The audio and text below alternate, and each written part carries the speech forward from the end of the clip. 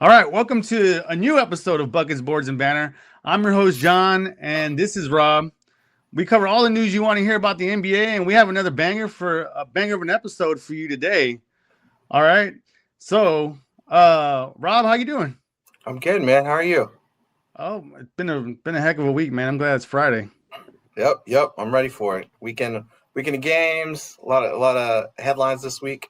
I'm excited to get to the weekend. All right, so how about we get into some of the stuff that's come out this week? All right, so one of the things that came out was that Kuminga requested a trade from Golden State. Um, from what's been kind of going around is that a couple of teams that are interested right now are the Kings, the Mavs, the Lakers. The February 5th is the deadline for that. Do you see Golden State making a trade before the deadline? Um, I think I think I think they have to. I think if you've got somebody requesting a trade, which you'll never see Kuminga come out and say it, but it's going to be reported Mhm. everywhere that he requested it. I just think the timing is horrible, right? Like Yeah, they are floundering. He hasn't played in 3 weeks, maybe a bit more than that. Like he's been out for a bit, yeah. and I can't think of his trade value being lower than it is now. I think last year, for points during the season, a lot of teams were high on him. You know, athletic, just hasn't seemed to put it all together. But I think like you are selling real low right now on him. Um, so I think like that's the big issue is just you probably need to move him now, but what has that impacted the value? And if you're going after somebody that can really help your team, I think then you've got to throw on a couple more pieces that maybe you weren't anticipating having to get rid of before. So So I think he's a great player. Like I think, well, maybe not a great player, but I think he's a real solid player, a good player. He has good size, athleticism, all that. But I it kind of maybe I don't watch Golden State enough. I don't understand why he doesn't play. Is this a Steve Kerr thing? Is this like management? Is this Kuminga? Like what's I don't understand how this got this bad when he seems like a player that that had a lot of upside, a lot of promise. uh, So uh who's really at fault for everything that's happened in Golden State? yeah, I mean, I think he's got all the physical tools. What was he? Was he a number 4 pick? He was high. He was a lottery pick, obviously. Um, I think it's a bit of both, right? I think the Warriors um are they were a dynasty, obviously. That ends with KD. Then you've got kind of the season nobody really thought of when they go to the finals. They beat Boston, and it's like, all right, they're here to stay. Steph has showed his longevity. Maybe not like LeBron, but he's still just impacting the game. I know he hasn't played well in the last few, but I think Kaminga is more of an ISO type of player. He's Mm-hmm. not. He hasn't been a spot up shooter. I think when you lose Klay Thompson and you think, hey, like Kaminga's going to pick up that slack, he was never that knockdown of a shooter, right? You're not A going to catch get and that shoot with type of guy. Klay. Yeah, and he wasn't that type of defender. I think he just hasn't caught on. Like the IQ of the Warriors has always been really high when you've got Draymond and Steph, and then you throw in all the vets that they've had before. Now you add in like Jimmy Butler. I just think he's kind of just fallen out of that, right? Where maybe a Moses Moody has stayed more in the rotation because he's played that kind of 3 and D role that they've needed when you've got three other dynamic players that are going to make moves for you out there. And I think Kuminga has wanted the time probably to shine, and I think he probably didn't anticipate, hey, like Clay leaving is probably my time to step up. And I think, a bit on Kurt too, right? Like you've got these young players. How do you start to mesh the system? I think what's scary now is like the Warriors, you lose. I mean, let's say he plays 2 more years, right? Mhm. Like at his style of play will decline faster. I think when he starts to, really get injured. Draymond has never been like the offensive guy, so he's going to carry a lot of the defensive weight. But you've already seen like his decline, his decision making. Jimmy Butler's faced injuries. Like if they don't get something now that they can use to kind of gap themselves after Curry, like they're in for it. Like I worry about like what are they going to do? Are they going to be a destination that free agents want to go to? They're in the Bay, that's great, but who are you going to play with when Curry's not there, right? Yeah, that's scary for if I was a Warriors fan, I'd be worried like post Curry, yeah, what is this team going to look like? Is it going to be like it was before? yeah, and I mean you got really Curry, Butler, and Draymond Green, and then from there you really go Kuminga, Moody, and Pajinski, right? Like that's Yeah. kind of your core, right? Like you got a lot of vets, other guys that aren't going to make an impact. They probably aren't going to be there. You know, Gary Payton Jr. is your long term guy. Like no, like you're gonna really suffer. And I think this is the point where like they waited too long to trade this. I know they didn't want to, or maybe they didn't feel the packages were there that were suitable, but Well, I think now it's back, not their market. So back in September, well, they knew he was unhappy this summer, and in September, they gave him like an extension, like a 2-year, 48 million, with I guess this summer being option for the team.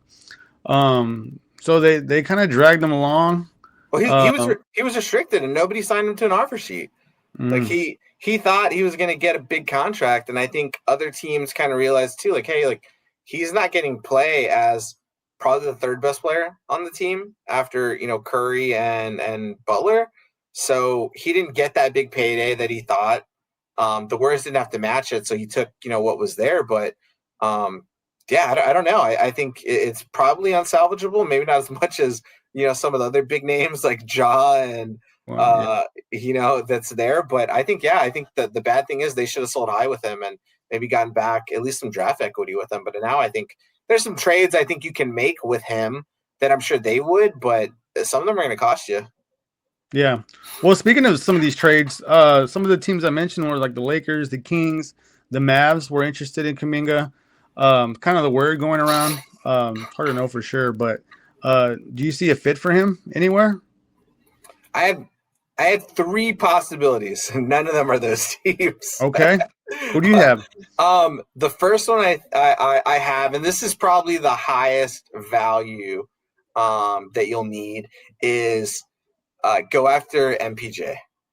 So get Michael Porter Jr., get yourself a big 6'10" shooter. Now the fit, right? What is it? Like Michael not gonna swing the rock Jr. Once it hits him, it's not going to the next person. But they struggle with offense so much when Curry's not in the game, when he sits. I just think the price for that package is high. I think I ran it through the ESPN trade tracker, and you were talking Kuminga plus Moody, plus another player and a couple picks and a swap. Like it's heavy for him. He's got a big contract. Championship level experience with the Nuggets. He is probably pushed himself into the all-star category for this year in his first year in Brooklyn. Mm-hmm.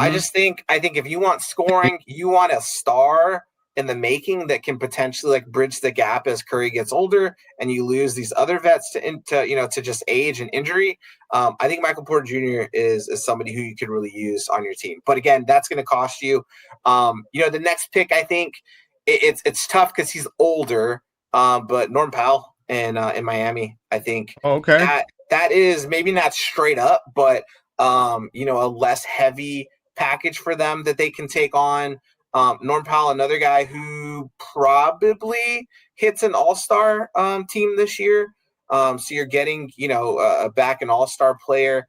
You're going to have to throw some in to sweeten it, but I don't think it's as deep as you've got to do with Michael Porter Jr.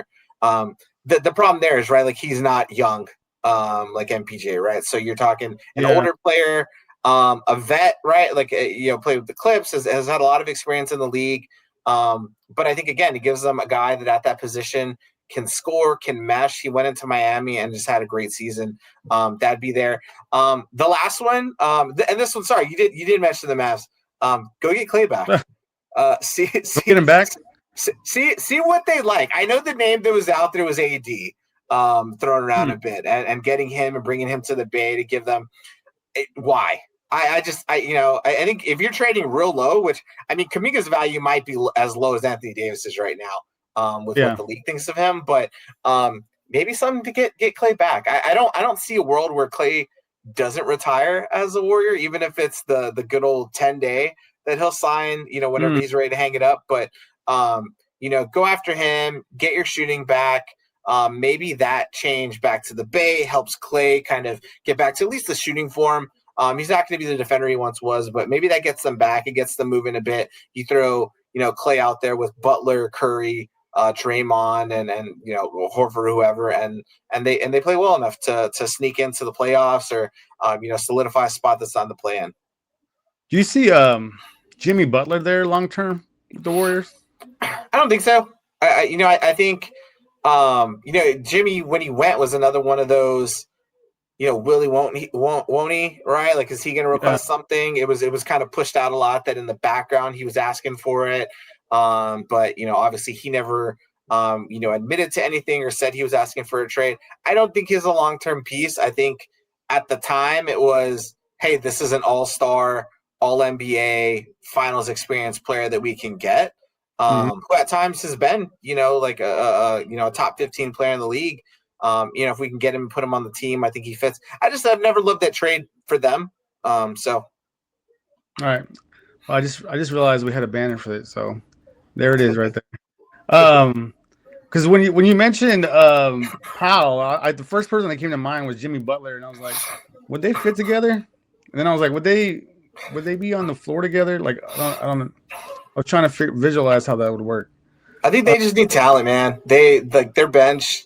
Those guys. I mean, they come in, but again, like, can you stack talent? Can you get rid of somebody who's unhappy and bring in some talent? I think you're okay. All right, so that was one trade that needs to happen. What are some other trades that need to happen? I'll give you one that I thought of, and it's kind of been going around. Is John Morant?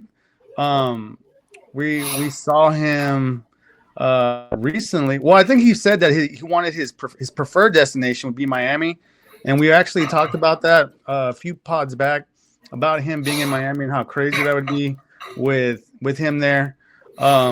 He's still getting into it with teammates, even in Germany, all the way in another continent. Does this trade need to happen? Yeah, I think Ja. They're about. I mean, he's not playing in Germany right now. I think it's as close to like he can't be on the team at the trade deadline. I think you run into probably what the Warriors are seeing to an extent. But again, Ja was at one point an All NBA MVP caliber player. So can the value tank as much? Probably not. But I think you're still looking at like he's very damaged goods probably to a lot of teams, right? So I think he for sure needs to go and get a fresh start. And I think he can do well. I think there's some great suitors out there. I know we talked about it a couple pods ago, but I think if you're a team, preferred destination Miami, I think you're probably, if I'm Miami, I want to keep Powell and Bam, obviously, and pair Ja with at least Bam. Tyler Hero, rookies, like that I would move. I can't imagine Memphis wanting Khalil Ware with the height that they've got on their team already, but a package centered around Tyler Hero, could be something. I would love Minnesota or Houston to put something together for him. I think they could both be served very well. Houston for sure. Like they need to find, if they want to get far in the playoffs, they've got to find a point guard pretty quick. And it's not going to be Fred VanVleet. So I think if you can go get somebody who has played in big games, who has that kind of mentality, I'd go do it. But yeah, Ja 100%. I don't see him in a Grizzly uniform, at the trade deadline or after the trade deadline. Okay. That's exciting. We see John in a new place, new environment. Another one that I want to throw out there, only because it's kind of gone around. There's been talk about what Rich Paul mentioned on his podcast with Max Kellerman. He mentioned Reeves being traded for Jaren Jackson Jr. of Memphis. So, how do you like that? I mean, he caught a lot of flack for it just because he's LeBron James' agent, and he's not only an agent, but he's kind of a force in the now. So like him saying that, it kind of rubs some people the wrong way, but does it make sense? Yeah, what counts as tampering now in the NBA? Like, I mean, Rich That's Paul's an tough. agent. He's also like LeBron James, the most popular basketball player, or at least the most well-known basketball player on the planet. And like, yeah, he's a super agent, right? Like, I just don't. The trade wise, basketball wise, yeah. I mean, the Lakers have continued to struggle with production from Aiden and from that big lineup. I mean, when you're tossing out Aiden and then Jackson Hayes, right? Like, you're not going to be competitive when you've got the rest of these teams with the lineups of bigs that they've got. And they need scoring, right? That's a former Defensive Player of the Year, an All NBA, They need an All defense Star. Yeah, like that. That's what they need. So you're going to add that in there with Marcus Smart still as a former Defensive Player of the Year. You're going to hopefully be able to hide Luka as much as you can. And then hopefully, LeBron is as healthy as he can be, right? Now, the tough thing is Austin Reeves has shown his ability to be a big-time scorer when in they big need time to. moments. Yeah, Yeah. he's carried them. He's a gamer. That's a tough move. Not everybody has that trait. Yeah, and again, right? Like, Luka has shown like vulnerability to injuries, and if you go into a playoff series and now the rest of that team is not capable of scoring at that clip, and they're able to push more onto Luka, and LeBron is not at his best health, what does it look like, right? So if you've got Jaren Jackson Jr. there, I think it makes you better. The thing I'll say for him is like inconsistencies. He's had some injury issues. Is he a guy that you're going to throw it to in the post? He's going to be a pick and pop kind of player, great defender. He's going to finish for you around the rim. So I think you still lack like that inside strength there. But as an upgrade to the bigs that you've had, like I think that's a no brainer for LA. I don't necessarily know, for Memphis what it does for them, especially if you're already looking to move Ja. Then maybe you're just having a fire sale. But bringing in Austin Reeves, who's probably going to command a big contract, the next one, right? So. All right. So from trades we think could happen or want to happen, we'll move to some injury news. First off is Cooper Flagg. So he sprained his left ankle this week against the Nuggets. He's his status is uncertain, but we know Dallas is probably not in a rush to start winning right now. What do you think about that? Like with Cooper Flagg, is he? Let's say this: he's been great. Him being out for a while, is his rookie of the year in jeopardy or anything like that? I mean, we're so early. I feel like we're so early, right? Well, we've got about a month to All-Star, maybe less, a little bit less. Nipples played well. I mean, those are probably your two top overall guys for it, and neither one of those teams is going to make the playoffs. Like Charlotte's been surprising in some games. I know they just blew out the Lakers in LA, but neither one of those teams is going to make the playoffs. I don't think so. Charlotte, maybe the off chance that they do. Denver or Dallas, excuse me, with their injuries, they're not making it. After that, you're talking Derek Queen, VJ Edgecombe probably. Edgecombe and Philly, I think they're gonna end up being in the playoffs. New Orleans, no, right? So I think Knipple's gonna get to score and do a lot. I think that's the change, right? Like everything has been on Cooper Flagg. You have Kyrie out, you had AD out. So I think what he's done has been more remarkable because he's had all the pressure and he's kind of lived up to what it is, right? Like he's looked really sound. I think his first 5 to 8 games, he looked a little off. His first 3, he looked rough. But he's put it together. I think he looks super solid, future All-Star for sure. And franchise guy. Knepple looks like he will be a great third best player on the team, right? Like I can't imagine he's leading it, but you're getting to play with LaMelo. He's getting you looks. You got Brandon Miller there, so I could see in the next month. Let's see how long Flagg is out, but if he sits, let's say 3 weeks, maybe less, and Knepple just goes crazy in those games, and the Hornets have a 500 record, then maybe he jumps him in the rankings. But realistically, there's a lot of time left for the season, so I think anyone can overtake him now. I'd say it's squarely his to lose.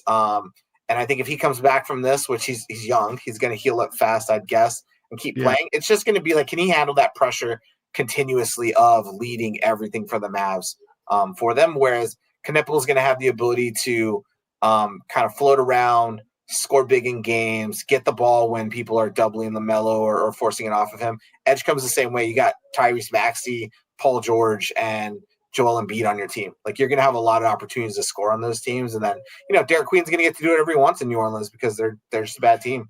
So, the fact that you're able to name like so many other people to look out for, it just kind of shows how deep this class is. It's a great class. It's a great class.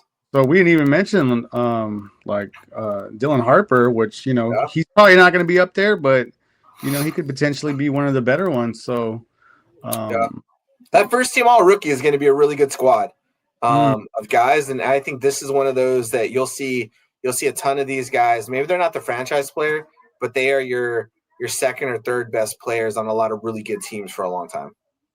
All right. So we went from one injury update with Cooper Flagg. Next up was Jalen Brunson. Kind of the same deal here. Yeah, he suffered a right ankle sprain Wednesday against Sacramento. He's listed as day-to-day. So New York's kind of been struggling lately. They were second in the East. Can you hear me? Yep. Oh, okay. Sorry. They were second in the East. Now they're third place in the East, and they're only about a half game in front of Toronto. Toronto's on their heels with Jalen Brunson out. What's it looking like for New York right now without Brunson? He's an MVP candidate for a reason. They are gonna struggle driving that offense. And it's weird. So many of those guys, you think about them like, man, they have a lot of pieces, but he's the engine, right, for them. He gets them in their motions. He draws so much attention. He's so physical of a guard that they all play off of it. I think you got to look for, OG to score more. I think Deuce McBride then gets a chance, and he's always been, a great scorer off the bench for you. What can Cat do? I know they've struggled a lot. Cat's always had issues, with fouls, but he was an all-star, former number one pick. Like, I think if you lose Jalen Brunson and you've got a couple guys like that that can help you out, it'll be tough though. I think, again, like Boston surged, Toronto is playing well. You got a lot of teams there. Philly is continuing to play better. I think you just gotta not feel great now.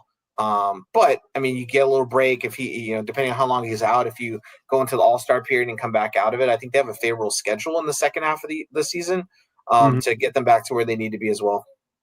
Okay. So those standings are rough. Fourth place. Your first round, you'd probably be looking at like Philly, but that second round, you'd end up like playing Detroit. So you don't want to fall too far. I will say this: one of the things that people have brought up online especially with Cooper Flagg's injury and Brunson's injury, both of them being ankle sprains, is that these players need to kind of switch back up to and start wearing high tops again. Where are you on this high top, low top? There's a lot of low tops coming in. A lot of people playing low tops, but I remember when I used to play, it was only high tops. Yeah. What do you think? I think that's the Kobe influence. I think Brunson exclusively plays in Kobe's, if I remember correctly. You've even got bigs. I watched some of these 7-footers who are out here and are playing in Kobe's because they love the court feel or anything. I'm team high top. I just think I've had so many ankle sprains in my life, and they happen with high tops, so I can't. But I think you're asking for worse if you've got low tops. These guys are so fluid, stopping on a dime, step backs. I just think like high tops are where it's at. Probably, I think there's a reason when Kobe had one of his first big injuries, he came back with those like uber high top versions of the shoe that he wore. Your lower calf, right? Like covered way up there. So those are crazy. But I think I'm team high top all the way. I think they had that right. So I think I think there's a lot of team injuries now. high I'm not top. going to say it's because of the shoes, but I'm team high top as well. I hated getting my ankles taped though. Didn't like yeah, that. not a fan of that. Not a fan of that, but I could, yeah, but if I could switch that out for just wearing high tops, I would do that. But I know a lot of people get their ankles taped too, so I don't know. All right. In some other news, after the Spurs after the Thunder loss the other day, which we'll get to in a little bit, there was shown that new pictures of Wemby and Keldon Johnson shaving their head, kind of bringing that monk energy. Uh, that was pretty interesting to see. They ended up, I guess it worked because they ended up blowing Milwaukee out. I think that was last night. What do you think of the bald heads with Wemby and Keldon? I loved it. I like that you've got two young guys, one who is a top 5 player in the NBA, and they don't care. I think you got a lot of the players who are like kind of too cool sometimes for stuff, Yeah, and so you got a guy who went and studied with monks in the off season and said, "Hey," and I think at the press junket after he said, I wanted to try something new. I've been talking about it for a while. Keldon had brought it up too that he wanted to try it. And Wemby said, to media, he said, "Hey, we're losing. Like we've been losing a little bit. Let me get a change in this." And they did it. And obviously, I wish they blew the doors off Milwaukee. Fantastic. mm-hmm. But like another team had just blown the doors off Milwaukee too, as Yeah. the Timberwolves. So if it had been a team that was on a tear, it probably meant a little bit more. But it was good to see them come back after a blowout loss to the Thunder. And then use that to get their mojo back. I think again, I think it's cool. It adds to the mystique and just the mystery of Wemby as he continues to kind of shine for the league. Yeah. But I thought it was great, and I think they got some of the fans involved in it. I think some of the jackals from the Spurs fan section shaved their head as well. So Pretty neat to see. Would you, as a 21-year-old, I think about it. I was like, would I shave my head as a 21-year-old? I mean, now I have no choice, but like it's 21. Would you shave your head at 21? no, I don't think so. I think I probably had a lot of gel in it, but You, no, I don't. I think I would have been yeah. too self conscious to do it. When you're a 7'5" demigod, I don't think it really bothers you You didn't even, what other people are going to do. And then with the performance he went out and did against Gianna, it's like, yeah, man, do whatever you want to do, whatever helps your focus kick in. So okay. We kind of mentioned it. So like them shaving their heads happened right after this game, but on Tuesday, Spurs played Oklahoma City. It's kind of like the big game of the week because San Antonio had won 3 straight on the Thunder. So what happened that game is the Thunder end up winning, kind of blowing out the Spurs 119-98. So the series is now 3-1. I will say they've played 4 times. They have one more still to come. So the next game is February 4th, and that one game will be in San Antonio. So what do we think like after this game, with the Spurs losing or getting blown out really in OKC? Series is 3-1. I think that win would have said more on Christmas Day than it did this week. Both teams wanted to win. It's not like Spurs went in saying we don't care if we get this game. Both teams wanted to win it. Yeah, they won. I think they won everyone, right? I think I said it before. This was like the biggest game of the season for the Thunder, right?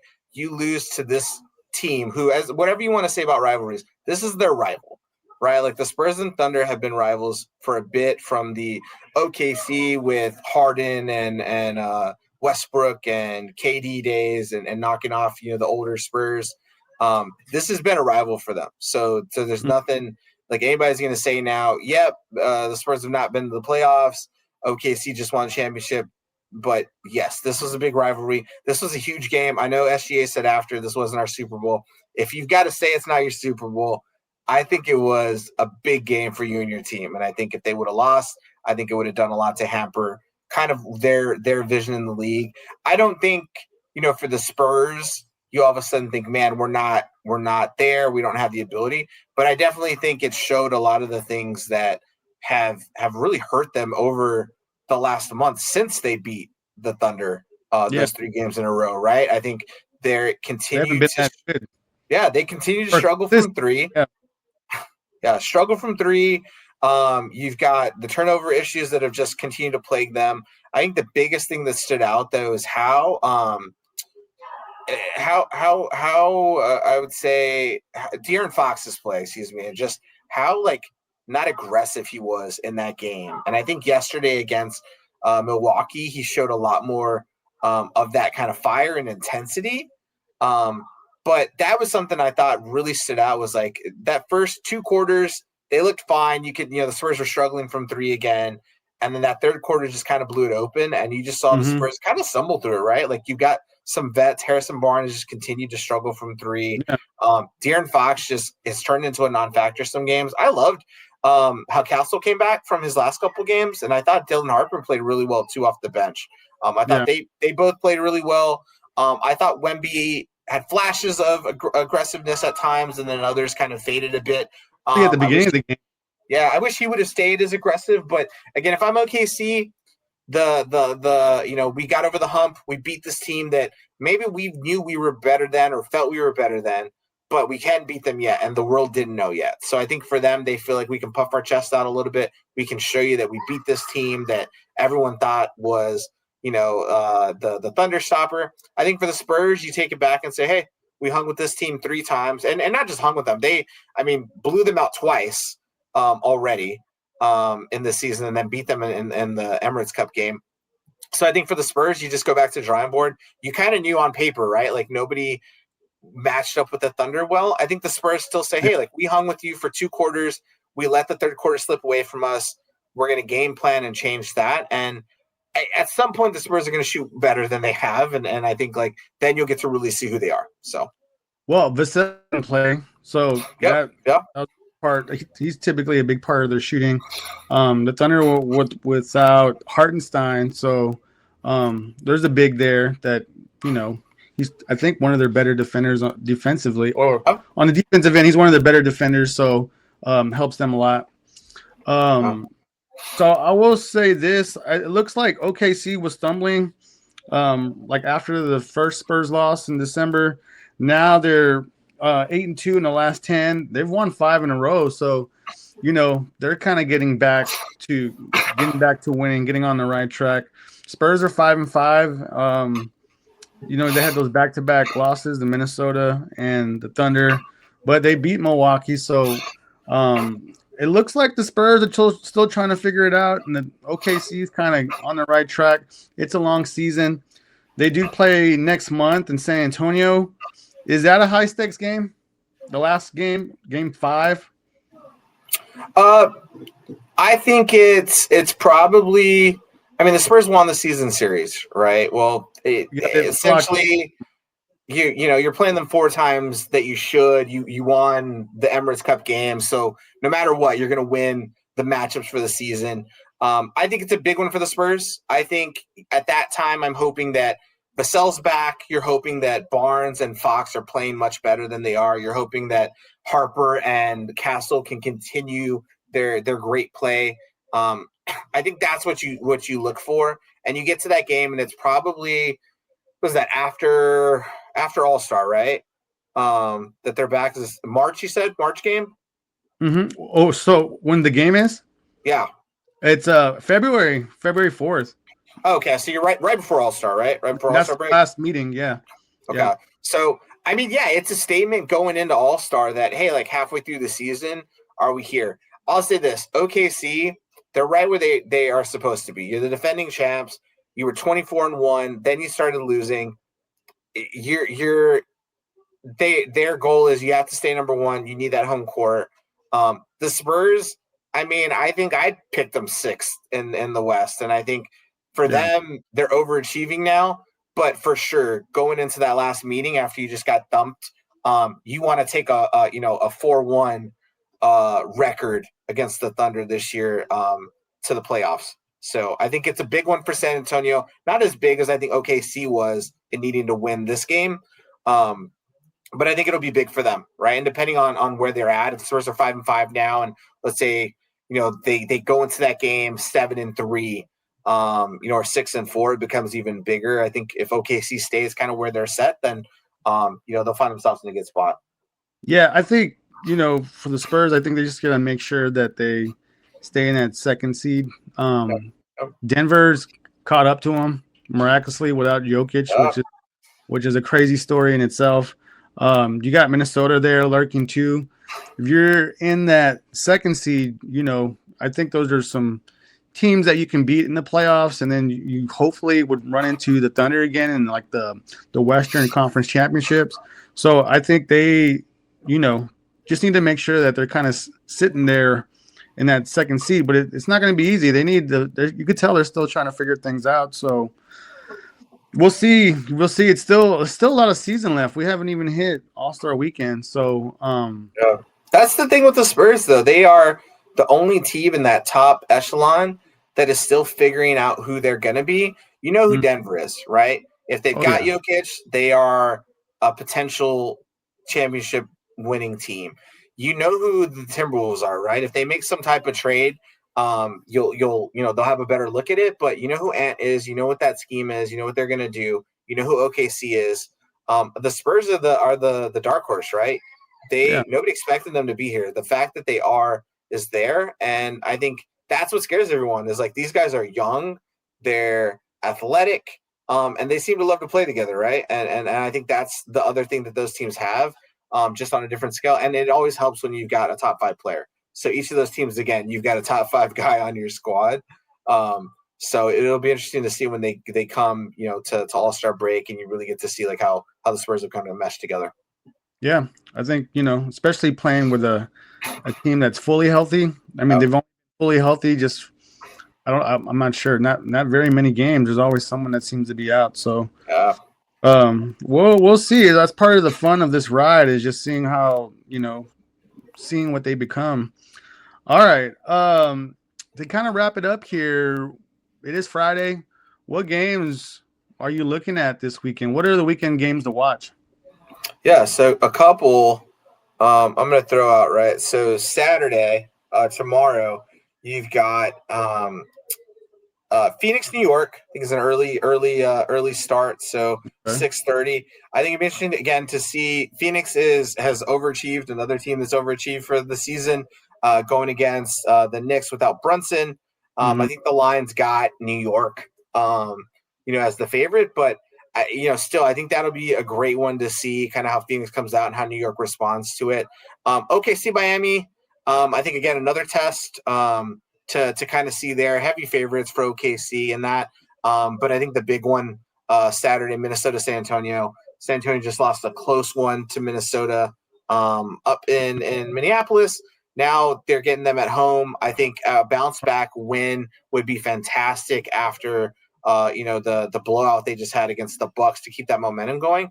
And also you catch Minnesota on the back-to-back. They're in Houston tonight. We're recording this on Friday the 16th. So they're in Houston for a tough matchup there.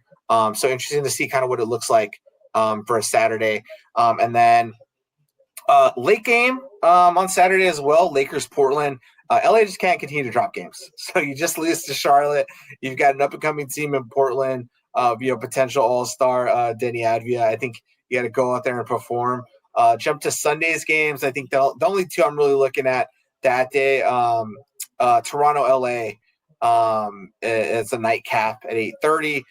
Again, Toronto surging. This is another test for the Lakers. Second night of a back-to-back against a top 4 Eastern Conference team. I think that's tough. You're playing in LA, coming back from Portland. So I think if they can go 1-1 in those 2 games, that's great. But I think they really want to go 2-0 with how they've slid in the standings a little bit. And then early in the day, you got the game in Germany, Orlando and Memphis. Memphis is trotting out there whoever right now, and Ja's not playing. But I think for Orlando, it's a good time to kind of see how they can continue to mesh. I think Jalen Suggs is out now, but between Banchero and Wagner, and see what they can do. And then for Memphis, I mean, they got to probably get used to playing without John Morant. So I don't think it really matters if he plays or not. I think Jaren Jackson Jr. and the rest of those guys probably need to understand he is not going to be in a Grizzlies uniform anymore. So figure it out and get out there, and you're playing at an early tip time. So Those are the biggest ones. Then you get a good slate of games on Martin Luther King Jr. Day on Monday to start early. Those days. OKC Cleveland will be a really good one on Monday. Yeah, we got a long as weekend. well. That's right. Monday. Yeah. You got OKC Cleveland. Then you've got Cooper Flagg. Would have been. I would guess he's not going to play this game, but would have been playing in MSG, which would have been cool for them to have. He's young. Remember, he might bounce back. Hey, it's on Peacock. I'm sure they planned on him playing in that game on MLK Day. Yep, National Day, I'm sure. And then you've got a couple others. Phoenix travels to Brooklyn, but the big one I'd watch for Monday night, you got Boston, Detroit, which will be a really good game to see kind of from a seeding perspective. Kind of how that tips out. You got the 1 and 2 seed in the East at this point coming together. So good slate of games over the next 3 days, man. I'm excited for it. All right. A lot of hoops happening. Yeah. All right. So before we go, stop what you're doing. Like and subscribe to our channel. All right. We're still growing. We need as many subscribers as we can get. Like these videos so we can continue to keep making more of these. But that's all we have for tonight. Thanks for watching. We're out. Yep.